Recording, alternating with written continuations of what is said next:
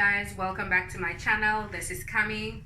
Today I'll be cooking curry goat and rice and peas.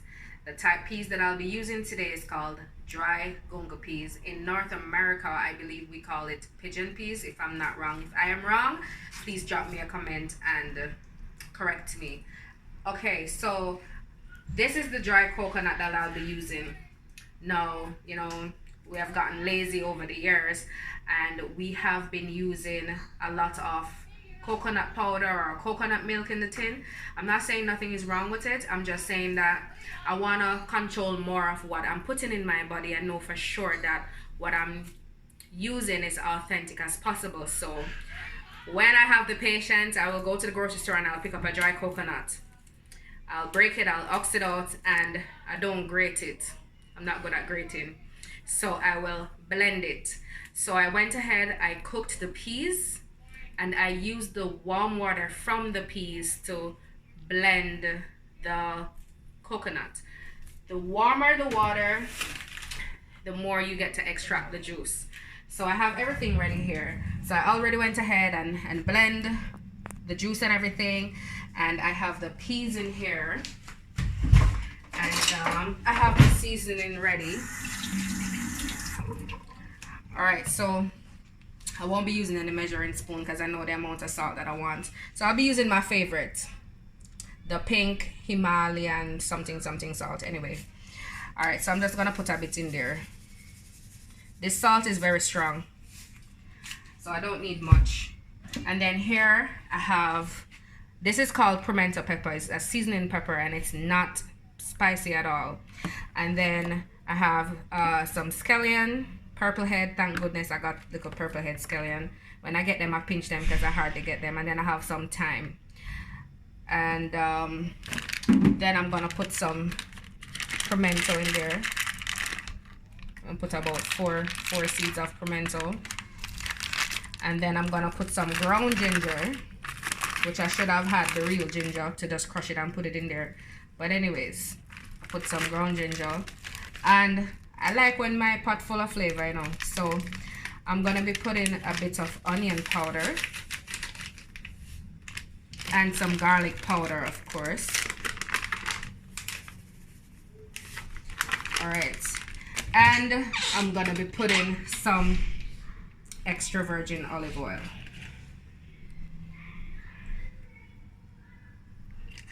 All right, and that is how I season my pot.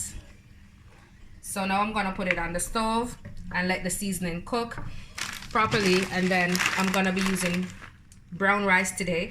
Because I'm on the keto diet, by right I'm supposed to be using couscous or quinoa, but I really feel for a little bit of rice today, and I didn't get the cauliflower rice, so I'm gonna be substituting and using the brown rice because that's very healthy. So guys, I'm taking a lot of shortcuts because I don't want the video to be long. I already put the seasoning on the curry, on the goat, but I'm gonna show you all that I've used. So I used some salt. The amount you use is based on your own likings. I did use some cayenne pepper. The baby won't be eating this from this today, so I use a little bit of cayenne pepper. I love turmeric, so I used some turmeric and some curry powder. I used the onion powder, garlic powder, pimento, and ground ginger. You see, I love my herbs. I love my herbs a lot. So now what I'm gonna do is just go ahead and just rub it in to make it even as much as possible. And when I'm gonna put it in the pressure cooker, I'm gonna grease it a bit, and then I'm going to put some turmeric in there to just slightly burn, and then I'll add the goat in there. Alright, so the goat is ready to be put in the pressure cooker. I also forgot to mention that I did put some of the same Primento pepper. I cut up 3, put in there. I also put scallions. Scallions are green onions in North America, and I also put some thyme. Spray now? Yeah. Alright, so I'm gonna, the pot is hot, very hot. I have the olive oil already heated. Now I'm gonna put some of the turmeric in there to just slightly burn a bit.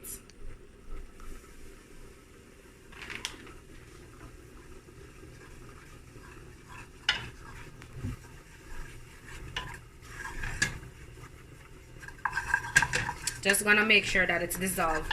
When I say burn, people, I don't mean you burn it until it's black, you know. You just you just make it properly dissolved. Alright, so that's dissolved enough, and I'm gonna add the goat now.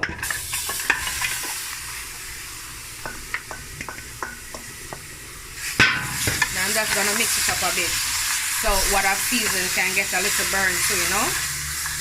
I'm gonna tip some water in it to give it a jump start to pressure.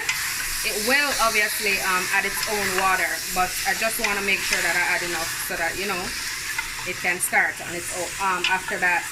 And I'm gonna be checking it once it start pressuring, I'm gonna be checking it every 15 minutes because I don't know how soft this is. Sometimes they come really soft and sometimes they don't. It can take up to half an hour to pressure properly, but just to make sure that you're not over pressuring it, I just check it every 15 minutes. So I'm gonna start pressure. I'm gonna cover the pot now and let it start to pressure. So I have 4 cups of brown rice here that I washed. A lot of people do not believe that they have to wash brown rice, or, you know, rice that comes in a fancy pack. I wash everything. I don't know what it has gone through, but I'm sorry, I have to wash it. Alright, so the pot with the peas and the coconut juice and everything, it's boiled to where I want it, and you know, it's ready for the rice. Now, a lot of people don't like brown rice because they say it's hard and all of that, but you know what? If you learn the tricks of cooking it, it's something that you can really enjoy. Now I need some more water. Hold on, let me get the kettle.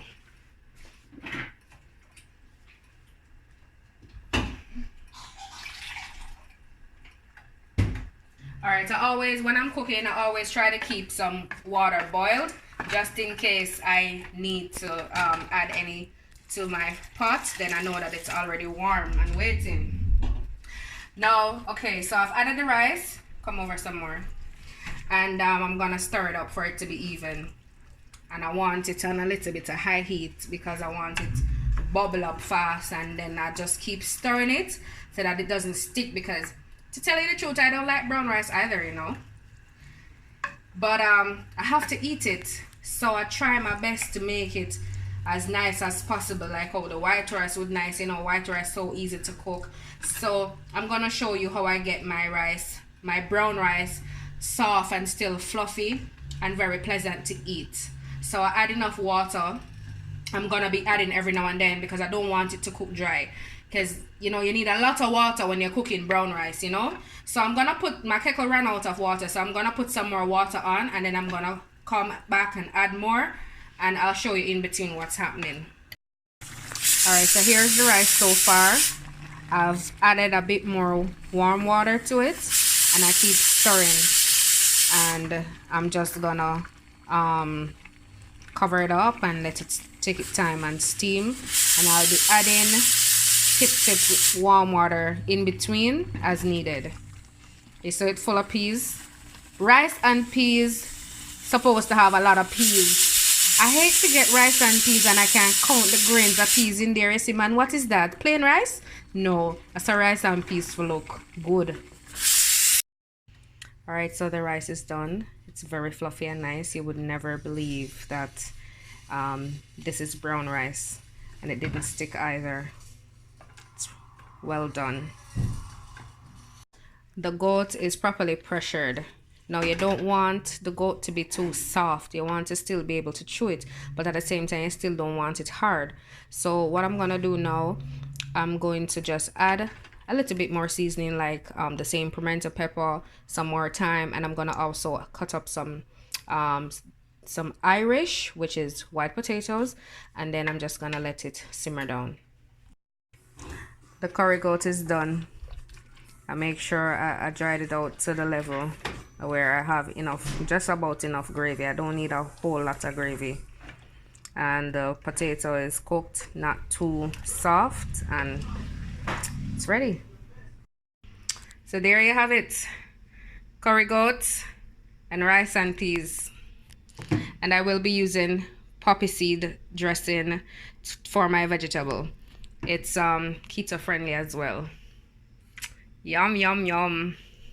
Time to dive in. I'm just sampling my food. It is so delicious.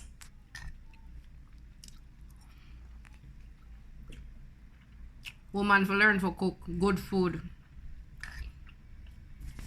If you liked my video, please thumbs up, drop me a comment, and don't forget to subscribe. Peace.